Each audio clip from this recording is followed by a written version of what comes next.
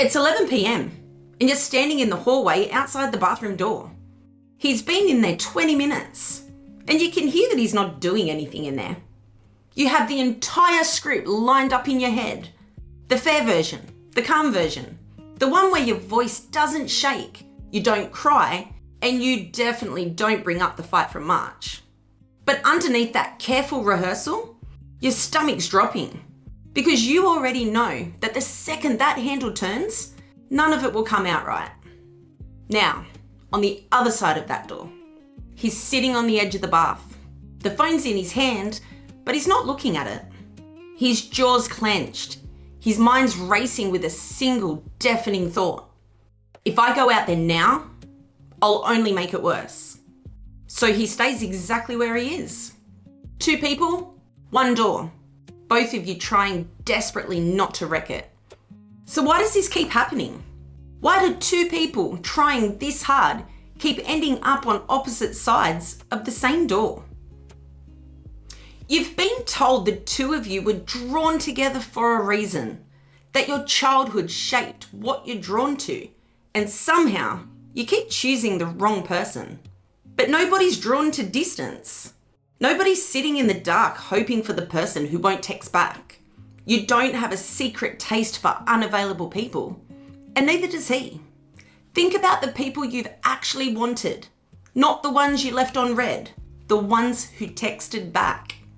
When people are handed a choice, some distant, some intense, some warm and available, everyone points to the exact same thing. Everybody picks the warm, available option. The people who chase pick it. The people who pull away and go quiet pick it. You wanted what everyone wants. So did he. In fact, when you look at real couples, people actually end up with people who handle things the same way they do. The ones who chase end up with others who chase. And the ones who go quiet end up with each other. It's the exact opposite of opposites attracting. So if that's not why you found each other, why are you standing in the hallway? Because of one simple, uncomfortable dynamic. Whoever wants something to change has to be the one who brings it up. You already know this from your own house. Someone has to notice the bin never made it out. Someone has to bring up the invoice nobody's paid. Whoever notices first is the one who has to speak. When researchers sat couples down to argue, they found that the pushing and the withdrawing weren't handed out by deep-seated personality traits. They were handed out by who wanted something to change. Take a woman. We'll call her Sarah. She wanted her partner to talk more about money. So on the money conversation, she was the one who had to bring it up every time. He wanted her to stop leaving wet towels on the bed. So on the towel conversation, he was the one who had to bring it up every time. 2 completely different people doing the exact same job, depending on which problem was on the table that day.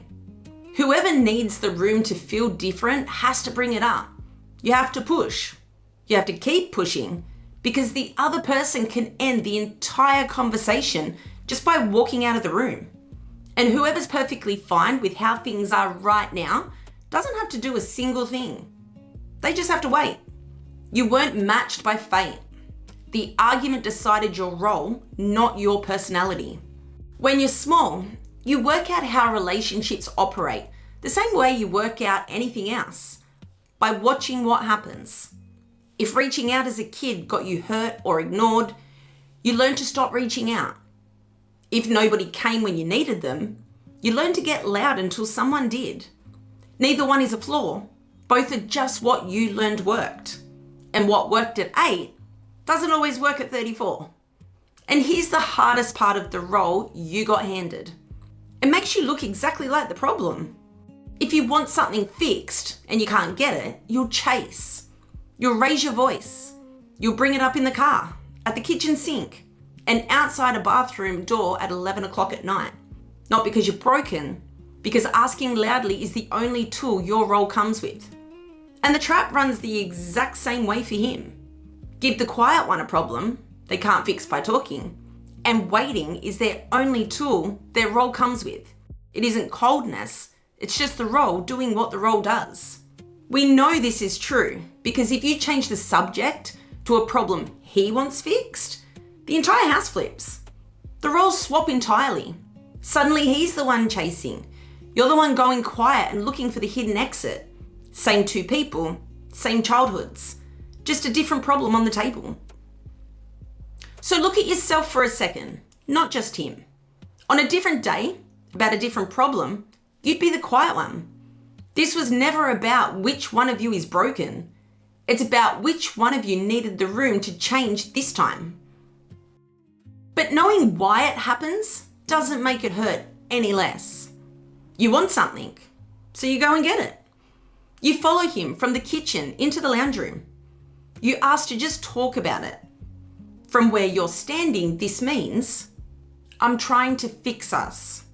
From where he's standing, it means, you're in trouble. So he goes quiet. He stops talking. This isn't a calculated decision. It's someone trying desperately not to make things worse, but failing to get a single true word out. But from where you're standing, that silence looks like contempt. It looks like he's looked right at you and decided you're not even worth a full sentence.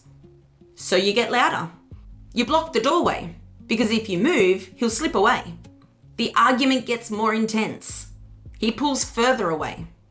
And then comes the turn. You run out of energy. You stop asking. You go quiet. And he relaxes. Because to him, the fighting stopped, which means the house is safe again. He'll be warmer. He might even be lovely. And you'll accept it because a quiet house is better than a freezing hallway. But nothing got fixed. It just went quiet. If that sounds like your house, tell me in the comments. Who goes quiet? Go back to that bathroom door. 20 minutes on one side, choking down tears to find the right words. 20 minutes on the other side, paralyzed by the fear of making it worse. Two people doing everything they can possibly think of, and both completely wrong about what the other is actually doing. You weren't punishing anyone with silence. You weren't standing there feeling nothing. You were holding things together the only way you knew how, by stopping the damage. You didn't choose wrong. You weren't asking because there's something wrong with you. You were asking because you were the only one in the house that needed the air to change. And pushing was the only way to open a window. You weren't too much, and he wasn't made of stone. You both thought you were saving it. That's why you were standing in that hallway. Not because you love badly, because somebody had to be the one who couldn't stop asking, and somebody had to be the one who couldn't stop waiting. Next time you're standing outside that door, try 5 words instead of the whole speech. I'm not trying to fight.